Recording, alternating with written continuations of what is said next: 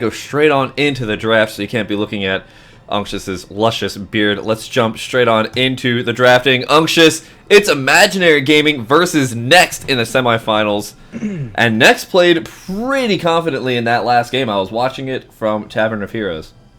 Yeah, it was on Black Hearts, right? Yeah. Yeah.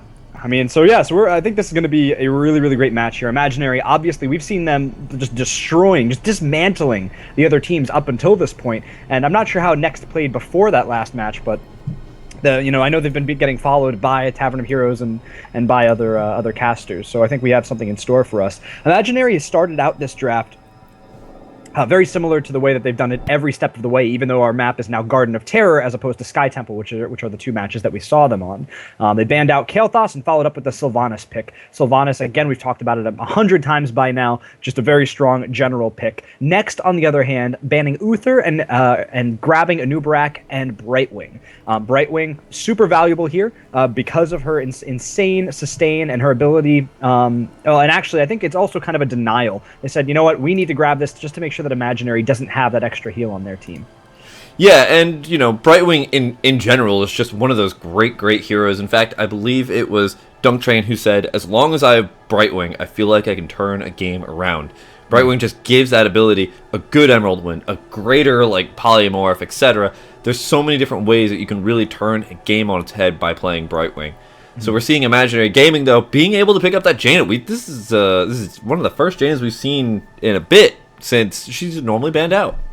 Yeah, I think not opting for the Jaina ban is kind of okay here. I mean, Anubrak's going to be able to get in there, and he can maybe lock Jaina down just by burrow charging under her, which is going to be valuable. There's no real way for her to get away from that, and I'm interested in seeing where Imaginary goes with the rest of their draft. I love that they've locked down their damage first, whereas Next has kind of given up their own opportunity to do that. Going for their tank, going for their support means that they're kind of at the whim of Imaginary's choices here, especially because they've locked down a couple of damage already, and now is the chance that Imaginary has to either say, hey, we're going to try to maybe go for a 2-tank composition, a 2-warrior comp, like we have been up until this point, or we can lock down a third damage and just have a single tank here on Garden, which is not that unlikely. That's true, and having that single tank doesn't really mean that you're completely out of the meta. We've seen that European teams go back and forth between having those two tanks or just one. And really, at this point, we just need to figure out what both these teams really want to emphasize on a map like Garden of Terror. Garden of Terror, you can play with, I think, a single tank and be pretty confident in the fact that your Terror is going to be the biggest tank if you can get that objective by picking up all those seeds, by really dominating the night phase. That's going to be perfect for you to just have a whole bunch of ranged warriors in the background ranged assassins in the background, because then you don't have to worry about keeping people alive, because the Garden Terror is going to do that for you. It's going to be that giant force, that giant face in the enemy team. And against your opponent's Garden Terror, you can burn it that much more quickly because you have that focus on damage. So that's going to be valuable too. But we do see a Tyrael pickup here. We discussed how EU loves Tyrael. I mean, he's got a way about him of breaking front lines of the enemy team, which is going to be nice. And it's also a denial for Next. If Next was going for a 2-warrior comp, which they might, they can grab a Nubarak Tyrael, and it means that Jaina is hugely vulnerable. But now that they've grabbed Tyrael on their own, they're not going to be able to do that. Next, though, Vala Illidan. Yeah, this is a pretty good pickup. Tyrael really excels on being able to kind of go against people who don't have too many escapes and who are really just kind of vulnerable to that judgment. Illidan and Vala, they have a lot of ways to get in and out of a team fight. They have a lot of ways kind of dealing with that judgment. They can hold their somersaults, their tumbles on Vala in order to just wait for Tyrael to kind of judgment in and then just tumble away. As long as Jaina and Sylvanas don't have the ability to really kind of follow in immediately after that Tyrael. But they can have that Tyrael judgment in, and then Jaina, Sylvanas, if they're right behind, can just melt that Vala really quickly. Illidan always moving, not really the best judgment target sometimes. Right. All right, so we see a follow-up on Malfurion. They definitely needed to lock down their own healing. Malfurion's kind of nice because he's got sort of he has somewhere in between a bursty heal and and a sustain heal, right? I mean, But more importantly, he's going to be able to nail down those roots. If he can root Illidan in any spot, I mean, it just completely cuts down on what Illidan's able to do in any situation. And it's going to be that really, really helpful for keeping Illidan off of Jaina, kind of adding to Tyrion's ability to peel if he needs to use like a defensive judgment or something. So where do you think they go from here? Do you think they lock down more damage, or do you think that they kind of supplement Tyrion's tankiness with something a little bit more tanky? I would probably put a second warrior with Imaginary Gaming just because Tyrael by himself is is okay, but he's not the tankiest. He's kind of like a support tank in a lot of ways because of his W shield, and his health pool's really low. It's up to really Imaginary Gaming, but we normally see them with the double warrior. It looks like they're going to go with that, with picking up that Muradin as their last pick. So Jaina, Sylvanas, Tyrael, Malfurion, Muradin. Very, very nice, roundabout, standard kind of pickup for what we are expecting so far with Imaginary Gaming, for how we've been seeing them so far. Next, however, they've got a Nubarak. Do they go for the second warrior? I don't know if that's actually best for them because they have the Illidan, but they only have one range assessment right now, and that's that Vala. What if they went Force Wall Tassadar? What if... I mean, I feel like they already have a lead in damage, right? Jaina does her damage, and then she's done for, like, almost 10 seconds, right? She just bursts everything down. And if she isn't really able to hit those, then that's kind of it for her. And then all they have left, really, to deal a lot of damage is Sylvanas, which is okay, but she's not, like, the primary damage dealer that you want for a team. She's not, like, necessarily the backbone of a team fight. So what I'm saying is, do they really need another tank here? Like, do they really need another... I mean, if they went tank, would they? I don't even see what it is. ETC. All right, they're gonna go ETC. It said the draft session was over, and I couldn't see it. Yeah, it takes a little bit. It lags a little bit sometimes. What's interesting though is that I'd have to say that Imaginary Gaming has probably got the better draft right now. You think so? Illidan is one of the biggest parts of Next's composition right now. He does a lot of damage, etc. Gets into the middle of the back of the team.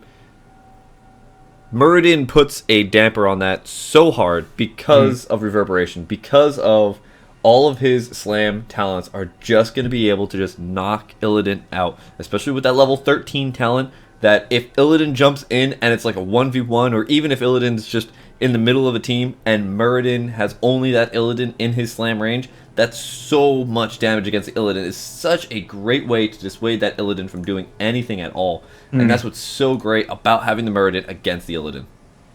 Interesting. Yeah, I mean, I think that makes sense, but I don't think it's hugely in Imaginary's favor. Because I think having Vala being able to just kind of like beat away at the frontliners of Imaginary, if need be, I think she's going to be able to do a really nice job. And she has Giant Killer, if I'm not mistaken, too, right? So she does.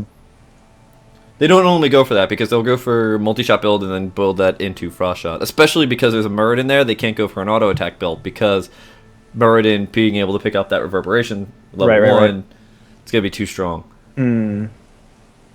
I guess you might be right. Sham, too.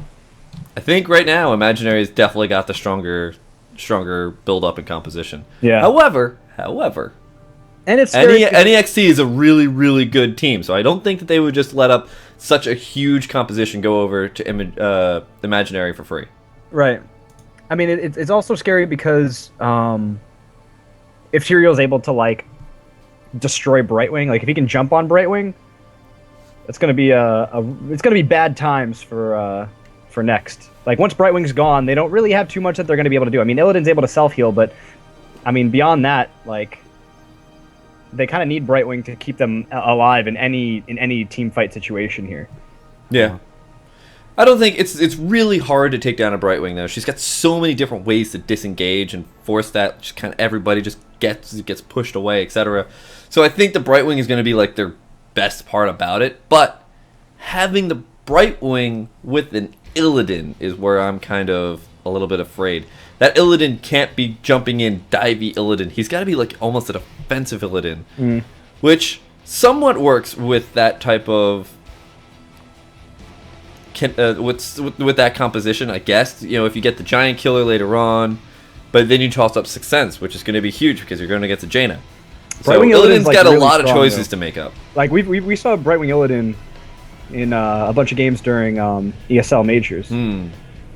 Like it's Brightwing one because her healing is great, but then on top of that, she can like go in, she can make Illidan faster if need be. He can not only does he have his own super sick evasion, but on top of that, he can have Brightwing's couple of free auto attacks. Like, the only scary thing is Brightwing doesn't have any spot heals, so Illidan gets a little bit too much damage. Right. What does Illidan have to rely on in terms of healing? First aid, okay, it's level 7. I mean, Prot Shield can be helpful. Yeah, but again, you're going against a Jaina, so that's not going to really help out that much. Yeah. So if he gets locked down, he's dead. That's going to be difficult. That's what I'm saying. They've got to like play him more defensively than jump into the back line. You are not prepared, kind of stuff. Yeah. I can see that, but yeah, I think defensive's going to be fine. They have a new Barak and ETC. There's just a lot of hard engage here. Yeah. So again, I still put the favor of composition over to Imaginary. Yeah. However, NXT, I don't think that they're going to let like the massive slip up go through. They're not slouches exactly. They're not exactly, but who knows? Who knows how this is going to go? Because the map is Garden of Terror, so a lot of things come into mind when it's Garden of Terror. Night Phase, Illidan's going to be so good at Night Phase. He can solo terrors by himself. Mm-hmm. Going on into the terror itself, you put Illidan in it, he can easily get out of there as long as there's not like a huge amount of chain, CC, stun, etc. waiting for him as soon as he gets out. If there's anybody that can that can murk at all, it's Illidan, man. He's got the ability, like not only that, but he's like really good at soloing. So if he ends up finding somebody else out in the jungle out during the nighttime, like he's totally set. He's a 1v1 monster. Yeah, really though. Looks like we're having a little bit of an issue with the lobby. Looks like everybody's trying to figure out what's going on here. I'm trying to figure out what's going on here. What's going on, Sham2? Stuff, things, heroes. I don't know. Am I able to activate my Hero League rank even though I'm like level 1 rank? No, because you can't even play Hero League. So I can't even add it. Oh no, they locked it in the portrait. Yeah, that's lame. I'm gonna be Billy, the Wonder Billy. Let me see. Alright, looks like we're going to have to make another lobby and we'll just jump back into that. So you'll have to stare at our beautiful faces for a couple of minutes here. Oh, no. Oh, I'm sorry viewers. I'm sorry to put that on you. It was never supposed to come down to this. I blame Unctious. No. Yeah, it's true. That's what's going to happen here. So, while we get this lobby set up and created, Garden of Terror round 2. Q, right? Yeah, I want to follow him. Looks like this is the new lobby? Yeah. Okay. So, that's going to be Imaginary in the top lane. Yep. Oh, I'm the only one still in this. Oh, God. Oh, no. Don't start without me! Well, we already started. No! Oh, okay, wait. Sham2, I have perfected my stare down. I was at the casino playing poker yesterday, which is incredibly fun. It was my first casino poker experience. I would like all in, and then when the guy's deciding whether or not he should call me, I just straight up threw my head on my fist and just stared. Just the pure stare down. Do it right now to your camera. I don't know if I could. Do it. I don't know if I can do it. Do it. I think my stare down would be like this. I can't see you, so I know you can't, but the viewers can. Apparently, my face is like unreadable of when I'm like actually like playing poker. That's a pretty good stare. It's a pretty good stare. I remember I played against a bunch of my friends. Well, my friends from home could just never read me, ever. Like, we used to play StarCraft, and we used to play the game mode Phantom, and in Phantom, you just have to lie, like, constantly. And then I would just start saying things that just didn't make sense at all, but they wouldn't be able to tell if I was telling the truth or not, and it was great. Mm-hmm. So, I think I'd be really good at poker if I actually had any interest in it. You should do it. Poker is so good, dude, and there's so many resources. I actually made about $130 on the cash table last night. It was awesome. It was so fun. I mean, I'm sure maybe it wasn't as fun. It's not as fun when you're losing, but I wasn't losing. And that's all that matters. You're not losing. Yeah. All right, so we've got everybody here. Need to swap you. To live. I don't know what language. Maybe I should start That's speaking. French. Oh, I don't know. The only languages I know from Europe. Actually, I took French for a year. All I remember is saying I don't like speaking French. But actually, no, I don't even remember how to say that. I think it was just... anyway. German is the only one I know. Even then. Shaky. Alright. We can't say this. We can't start speaking in European languages, Unctious, because we're American. Express. And so ours are English terrible. Stream. Our other languages are going to be mocked and frowned upon. But anyway, guys, we're just waiting for this lobby to kind of get filled out and we're ready to go here. Well, we're waiting for everybody to just kind of get set up. We have everything on our side set up, so we're ready to go. That's right. We're ready. These players just slacking. They need to get on our level. All right. Cool. So, this... Oh, if you're just tuning in, by the way, you're watching Enter the Storm number 2, qualifier number 9. These guys are fighting for a spot in a $5,000 prize pool tournament coming up in just a couple of weeks here. And we got some damn good teams already stacked in that tournament. So it's going to be a tough road, but these guys are going to give it their all. And this is going to be Imaginary Gaming versus Next. One of the best games that's probably going to be in this bracket so far. Most certainly. Especially because this is like qualifier number 9. So a lot of the higher ranked teams, the ones that are already stand way above everybody, have already kind of gone through all these qualifiers for Enter the Storm. These are the teams that are a little bit more evenly paired. The ones that are pretty good, I would say, but not absolutely dominating the scene. They're not like... just steps above everybody. So it's going to be a really good matchup. It's going to be really competitive and really exciting. So let's get on into that game. We've got Garden of Terror loading up here. NEXT versus IMG. Game number 1 of the best of 1. So this is it. This is all the cookies on the line here. All the cookies. All the cookies. Let's take a look cookie. at the blue team over here. It is going to be NEXT as I have to adjust my little... setup here. Bam. Alright, cool. NEXT, we've got 11T spawning over here as the ETC. We've got Raid Boss as the Illidan down here, and Illidan is somewhat a raid boss. Kirsten on the Brightwing, ET Fon top on the Anubarak, and Gela on the Vala, and that rounds out NEXT. And on the east side of the map, our red team, it is Imaginary Gaming. We have Donatan on Muradin, Q on Jaina over on Tyrael. We have Yuki. Sylvanas is going to be Arakin. And finally, in the bottom lane, we have Tokuzan, their healer on Malfurion. Nice, nice, nice. Now there's a triple lane in this bottom area down here. Kind of scared to see what that's going to spell out here for IMG. They've got to defend this off, and with a with a Vala, with a Nubarak, and with a Brightwing to keep them all sustained up, this is going to be pretty scary. But in that top lane, we can take a look. They've got the Sylvanas, and they've got their own triple lane matching that Sylvanas, so that's going to be pretty scary as well.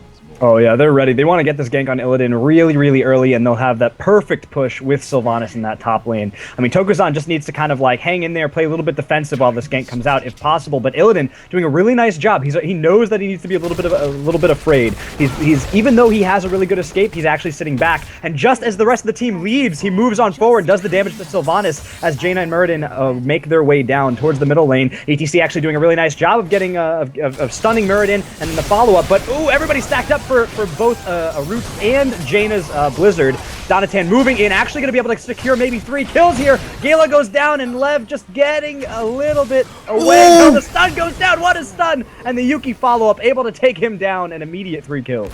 Wow, really, really well played here by IMG, just showing their prowess yet again in the beginning of this match. They are doing so well. Nightface spawning at the same exact time, setting them up into a great position to be offensive, taking a lot of the enemy team's more favored seeds, the ones that are more on their side of the map that are safer for them to pick up. So this means that if they want to go for these smaller seed camps, they have to go into enemy territory.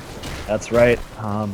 Meanwhile, I mean, they're all soaking XP. Ooh, Arakin actually getting caught out of position here, and he's going to get completely body blocked. Maybe not such a great call to try to Banshee his way over into that little choke point. And actually, Anubarak also out of position. Yuki trying to move forward to do the damage. Jaina trying to follow up just to keep Yuki alive, and he will be able to do just that. Yuki getting on out of there, shielding himself. He did take a lot of damage. He's likely going to have to go back unless he has a tap at the ready, which he does. And ooh, another engagement going down with Kiyu here. Yeah, but the Blizzard doing too much damage for the Illidan to stay alive, and it looks like actually it's going to be a 2 wipe out here for the blue side, and now Gela taking a lot of damage. There's the Envenom going down, ticking down. It's going to go and cause a death, and wow, Imaginary doing so much work here. Oh, and NEXT loses their Brightwing as well, the Entangling Roots at the last second. Yeah, that was that was kind of a brutal position to be in. This is pure domination so far by Imaginary Gaming, doing a really, really nice job of picking off every single person. Anytime their opponents overextend just a little bit, they're right there with the stuns, with the roots, to make sure that they get caught out of position and they can really capitalize on it. So they're going to move over to that top tower. They're going to be able to finish it up, and that gives them 102 seeds. Their opponents need to try to consider grabbing this this bottom tower just to deny anything more. It looks like we do have a gank squad coming down on Malfurion. He is silenced and just about to go down. Getting a stun, or the ETC getting a stun right there, able to pick him off, but that's not going to be enough to level out or to kind of stabilize here in the experience situation. It doesn't let them stabilize, but it does let them get a little bit of that start into stabilizing everything. It was looking like it was going to be 4 to 7 at one point, but now it's going to be about 6 to 7, and that's going to allow them to at least hold on for a little bit longer here. They do pick up that bottom terrace, so they don't let the entire wipe of the map go over entirely over to IMG, but NEXT is in a little bit of a rough spot. They don't have a terror. IMG is going to have one. That's right. I mean, they'll definitely be able to get one on the next night, assuming nothing terrible happens. But for now, they're just going to need to be on the defensive. Now, these first terrors aren't necessarily going to do very much damage at all, but it is going to give them the means to maybe get a wall down. They're not really looking to necessarily get a fort here, and really, when it comes down to it, every little bit counts. Right, and yeah, you're completely right. The first terror isn't the most scariest one. In fact, it's not much of a terror at all. It's kind of like a really big garden salad, if anything. It's like a giant tickler. It doesn't really do that much, but you can see it does some damage to these towers. They're probably going to be able to pick up a little bit of extra experience here. It's going to set them a little bit further ahead, but for the most part, it's not going to be able to start picking up a lot of forts or anything and really trying to start to set the pace of this map. If anything, that's going to be just IMG by themselves setting the pace of this map. Alright, so we do have Jaina and Donatan here.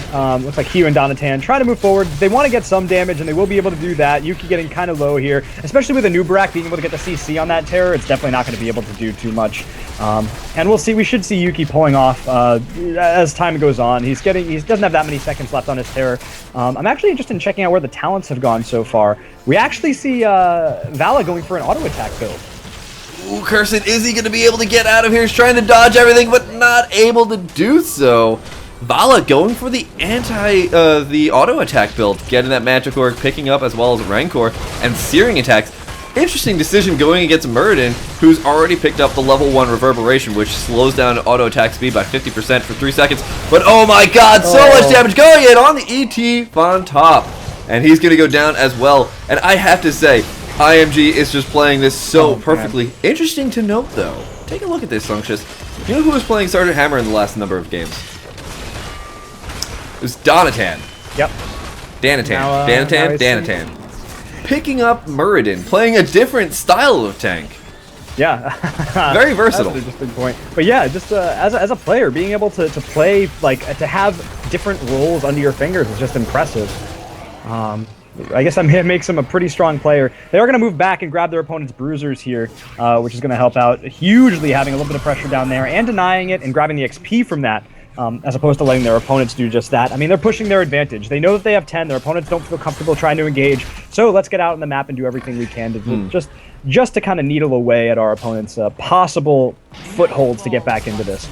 And the counter push on the top. They want to get their 10. If they can get a couple of these towers and that wall down, they'll be really strongly on their way to 10. And the thing is, they're leaving themselves open for a counter push. It's going to be a fort for a fort if they continue this push in the top lane. But the problem is this fort's going to go down really quickly. In fact, this could lead up for IMG to actually make a response of this top. But it looks like no, they're going to just be A-okay with getting these siege giants as close as possible to those keep towers.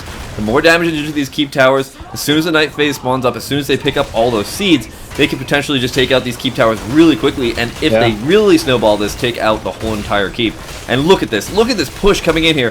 Arakeen knocking out one of those towers with the trait, denying any ability to really fend this off. Here comes a stage dive. That's an interesting pickup here. Kyu getting really engaged upon pretty harshly here. Metamorphosis now coming in here. It looks like Raid Boss is going to be able to do a good amount of damage here. And they're going to pick up at least the first kill, but Anubrak has gone down as well. Kursen's gone down. Gella's gone down. Arakeen's going to go down, but there's so many people who have already gone down already. There is a really nice face smelt, but it's not going to be able to disengage hard enough. Oh, man, at the last second, Raid Boss is going to go down. Yeah, so that was a 4-for-2 trade in favor of Imaginary. They've been doing everything they can in the team fights to really, I mean, well, there were a couple things that went wrong. One, Sylvanas was able to just shell away for pretty much the entire time. She was uncontested for almost the entire fight. She was just standing on the side, just being able to really maximize her damage output, which was really problematic.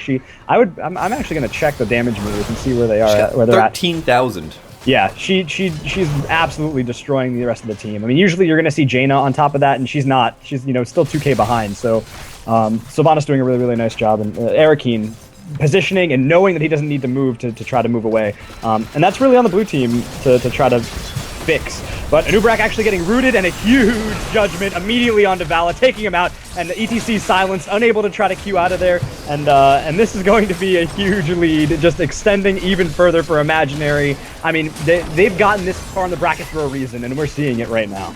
Yeah, they are doing so incredibly well here. Absolutely dominating 17 to 5 kills. They've lost 1 fort, 2 forts on the enemy side, but with those 2 forts, so much damage has already gone down. In that mid lane keep, they pick up this Terror, they start picking up the rest of these seeds, and they're going to be sitting in a spot where they can just immediately take down this next keep pretty easily. They're also picking up the top Terror as well. They're getting so many seeds here. Yeah, this is huge for them. They're on their way to a second Terror already. 71 to 89, and the blue team hasn't even gotten a Terror yet. They haven't got a single one, so it's going to be almost 3-0. And this is going to be really scary. I mean, 71 seeds already. It looks like we have the rest of NEXT trying to push down the bot lane. They are going to pick up that fort, and they're going to be able to take out as much as possible. But look at this. It looks like Imaginary just says, fine, you're going to stay down there. We've got Sylvanas. We don't have to worry about this keep. They're going to solo target it down so incredibly quickly, do a good amount of damage. They know that blue backed up already, so they have to back up, and this is really, really smart. But Levin going on in there with the stage dive, going to use a face mult to try and zone out Takazan, but he's going to get so much damage going against him. Actually, it looks like our other friend is going to go down as well. Kursen is going to go down, so that's going to be their healer. And now on top trying to get out, but not going to be successful. This looks like this is going to be a really, really quick semifinal match as the Garden Terror moving straight on into the core. There's nothing to really contest them right now. Yeah, and there's the GG called. I mean, it was what a brutal game for Next. Like they really got dominated in almost every way, and every team fight they were destroyed. And like you said, Imaginary just had the comp to deal with pretty much everything that Next was trying to throw at them. And that was I think 90% a compositional win, more so than really anything else. And that is, I think, why just getting on into that game, that was the scariest thing. And that's what I was saying at that drafting scene. You know, we looked at what that Illidan was able to do, and it wasn't going to be able to do that much because just solo healer Brightwing, I think, was just a little bit too less, as well as that Muradin is just such a huge detriment to having an Illidan and a Vala on your team. Yeah. All right, so that's going to be our semifinal match, which means that Imaginary Gaming is going into the